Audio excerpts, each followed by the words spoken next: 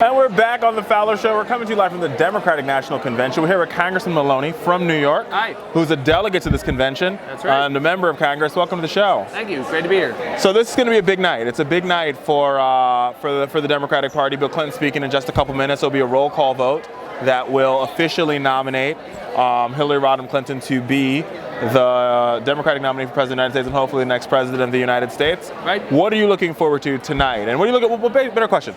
What do you, because our viewers might see this later, what are you looking forward to at this convention? Well, I'll tell you what.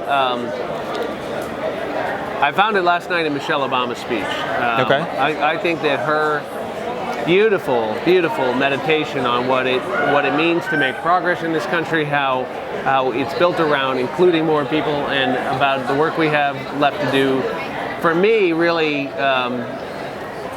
reminded me of what the work is here, what the progressive challenge is here, and I think it was so helpful to mending the divisions we have in the party between some of the folks who supported Senator Sanders and some who supported Secretary Clinton, and I think you saw that effect. So I think today is about continuing to come together and to getting on with the business of convention and then electing a president. So after the convention, we go back to, we have the August recess, you guys are on recess, everybody's campaigning. What are the top priorities on the campaign for you and for the secretary or the Democratic nominee? What will be your top priorities? I mean, what's the message you want to get to the people? Well, look, man, you're talking to a gay guy with an interracial family in a Republican district, all right? So my priorities have to be rooted first and foremost in the everyday lives of the people I represent. That means, making sure that working and middle class families know that somebody's in government worried about their schools, their infrastructure, whether we're growing this economy so it helps them, whether they can send their kids to college, maybe look forward to retirement, maybe take care of a sick parent without losing their job. The things that really make a difference in the lives of the people I represent, that's where I win or lose, and I think that's why you see Hillary Clinton talking about, on a national level, those important issues of investing in our own country, of making the economy work for everybody, of giving kids hope that they don't have to have a bunch of debt when they come out of school, that they can start a family and live on their own and maybe pay for health insurance and make good decisions and be able to afford it and live in a country, by the way, where we all count, where we're all treated equally, where we all get a fair shot. And that is the heart and soul of Hillary Clinton's campaign right now. So let's talk a little about let's talk a little bit about Congress if we can. So obviously there's a lot of celebration happening during this convention. There's an August recess, and following the August recess, you guys get back to work. Obviously, the top priority for Democrats is to pass this no-fly, no-buy bill, which is what they're trying to push through. Seems to be some wrangling with the speaker. And also, I mean, there's rumor that in the lame duck, the TPP could come back up. But first, let's talk about the no-fly, no-buy. Do you think you get a vote?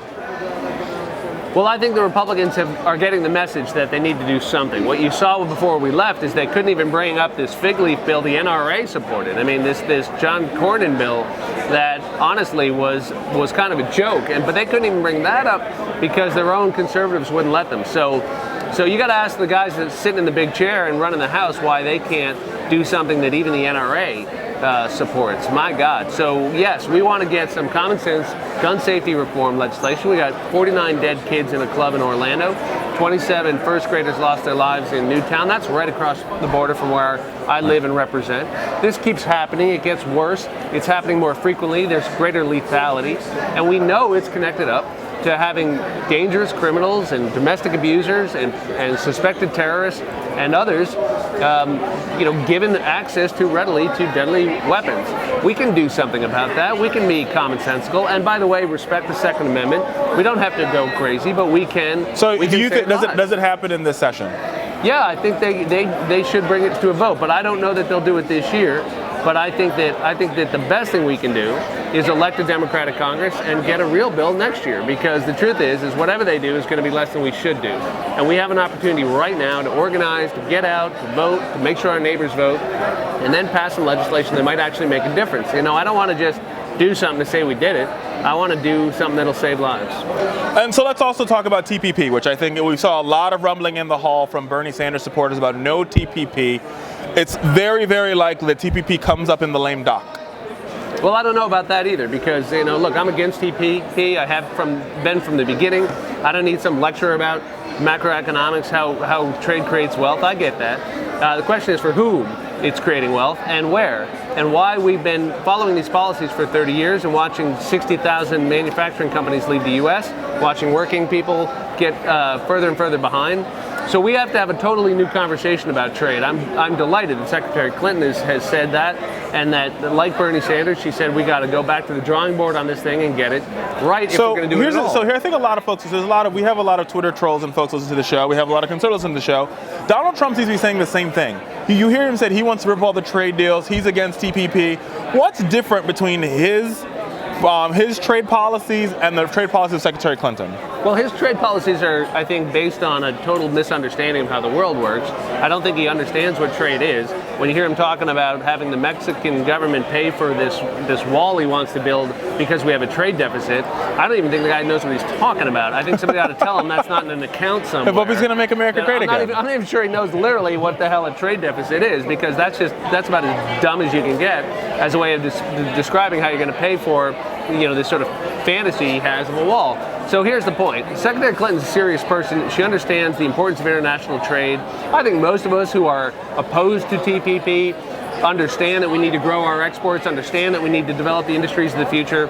What we're saying is do we have a comprehensive plan in addition to that to invest in our own people, to grow our own economy and manufacturing base, to help families like the one I grew up in have some chance of getting a good job, while we also grow exports and have the industries focused here on the high value stuff, on the processes that require greater technology, greater education, higher value added stuff that we can make better wages at. That's what we want to do. And the problem with TPP is it's been written only for the companies that will benefit for it. I hear you. And it's leaving everybody else out because, most middle class families don't have a $50,000 a month lobbyist in there getting provisions written in that would invest in their kids' school, invest in their infrastructure, and do the things that will create middle class wealth again. That's what I want to do. I hear you. And beyond, so let's shifting from trade, gun violence. We talked a lot about gun violence. Like, what else is the top priority for this caucus as you guys get ready to go back in after the August recess?